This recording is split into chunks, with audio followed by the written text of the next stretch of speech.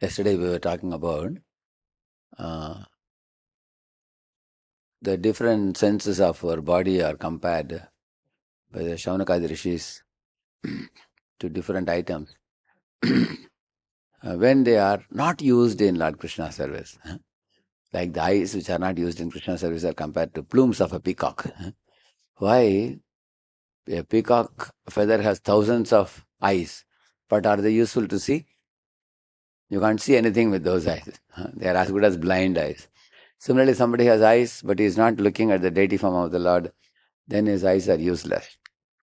In another place, it is said, Chanakya says that if one is not using the eyes for studying the scriptures, then those eyes are compared to wounds in the face, or they are as good as blind eyes, he says. One is not using. So the wound not only is useless, it also causes pain also. Correct, no? So therefore, the eyes should be utilized in seeing the beauty of the Lord and studying the scriptures. That's the conclusion. Similarly, the ears are compared to snake holes. Why? Because snake-like desires and snake-like cruel propensities will come to us by hearing political or by hearing cinema related cinema heroines or political or sports or the worldly talks, gossips and rumor mongering and arguments and debates, all these things, blasphemies, fault finding and all these things. When we hear those things, then snake-like propensities will enter our ears and go into our mind. And later on, this snake will hiss. How? By making us speak blasphemous things, making us unnecessarily become critical and finding fault with everybody. In the same manner, also snake-like desires will come, which are illicit desires in the mind. So therefore, the ears should not be used for hearing such things. Instead, ears should be used for hearing about Krishna, which is called Shravana Mangalam. They call Dhyana Mangalam, Shravana Mangalam. That famous song gopis are singing, Avakatamratam, Tatta Jivanam, Kavibiriditam, Kalmatapaham, Shravana Mangalam, they are saying. So, most auspicious thing to hear is Krishna's Leelas, Krishna's instructions in Bhagavad Gita. So, they are called as Krishna Upadesh and Krishna Katha for the ears. Similarly, our tongue is compared to a frog's tongue because a frog in the rainy season makes a loud sound. You will see that. Very loud sound it makes. And it makes it easy for the snake to find him out where he is. And snake can come and swallow him. That is always something that happens in rainy season, you will see. Similarly, people who use the tongue for political canvassing or for talking about man-woman business or money expanding business, many people you will see in this world, always they keep talking about mundane affairs. One word they will not talk about Krishna. If in case you want to shut up the mouth of a Prajalpa doer, you just go to him and say, please tell me something about Krishna. He will put a band-aid in his mouth. He can't speak one word. But you tell him about the worldly things, Nranam Santi Sahasrashaha. Thousands of things they will talk, blah, blah, blah, blah, blah, blah. They will talk like that. So, instead of such a tongue, one should have a tongue which glorifies Krishna. Here there is a beautiful verse. When Vidura asked Maitreya, can you please answer my spiritual queries? And Maitreya actually, before beginning, you will see that this beautiful verse he says, Tata vikirtayamyanga mati yata shrutam kirtim hare swam satkartum giram anya vida asatim. He's telling that, although Vidura, I will definitely describe as much as my mati goes, my intelligence goes, and as much as I have heard. That much I will describe, he says. And I will discuss about whom? Hare, of Lord Hari.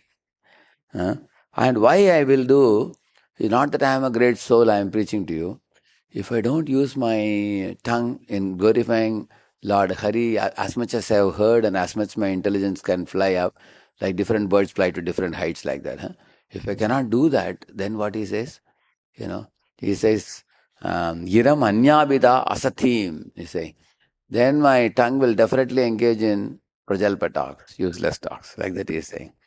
So Prabhupada translates, in spite of my inability, whatever I have been able to hear from the spiritual master and whatever I could assimilate, I am now describing in glorification of the Lord by pure speech, for otherwise my power of speaking would remain unchaste. Like that he is saying. So what is this verse number? Okay, I'll tell you the verse number. Okay. Canto 3, chapter 6.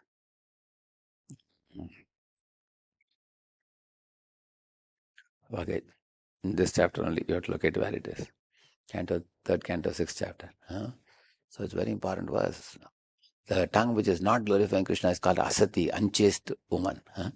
A woman who always faithfully remains under the custody of the husband, she is chaste. Similarly, our husband is Krishna. So we are Prakriti and he is Purush. So you always remember him, glorify him, remain within his shelter, you are safe. Otherwise, we'll talk about things which are useless. So it's so easy to understand. Lord Chaitanya Mahaprabhu, when he was in Jagannath Puri, every day he would go to take darshan of Jagannath in the early morning. He would bring Jagannath Prasad and distribute to devotees as well as to, Haridas Thakur, and he also would eat Jagannath Prasad. And he used his leg to go to the temple regularly to take darshan. He used his hands to raise up and dance in kirtans. He used his mouth to always glorify Krishna, and he used his ears to hear about Krishna in the Tota Gopinath, where he would hear from Gadadhar Pandit, Srimad Bhagavatam. So Lord Chaitanya is a perfect role model for us, how to become a devotee. Krishna himself is coming and teaching us. So in this way, Shravanam Kirtana becomes the basis of our life. That pure sound vibration will keep us floating in spiritual bliss eternally. Even when we are in the material world, we will forget the material world around us. Harinam Prabhu ki. And Srila Prabhupada translated book distribution ki. Because Prabhupada made Shravanam Kirtanam the main basis of the movement, and he taught it through his books. Because without Prabhupada telling us these truths, our lives would be null and void. It will be like a deserted life. So he made this teachings of Lord Chaitanya the basis of the movement, and he created the movement. Not only he gave the books, he made the ISKCON society to promote these books and to practice this chanting and dancing, what Lord Chaitanya taught. Prabhupada ki. Let's offer our humble obeisances and to all the Vaishnava devotees of the Lord who are just like desert trees, who are ocean of mercy, full of compassion for the fallen conditioned souls. Vancha kalpatarubhyascha kripa sindubhya eva cha patitanam pavanebhyo vaishnavebhyo namo namaha. Ananta koti Vaishnava vrinda ki, Vaishnava Thakur Srila Prabhupada ki, Namacharya Haridas Thakur ki,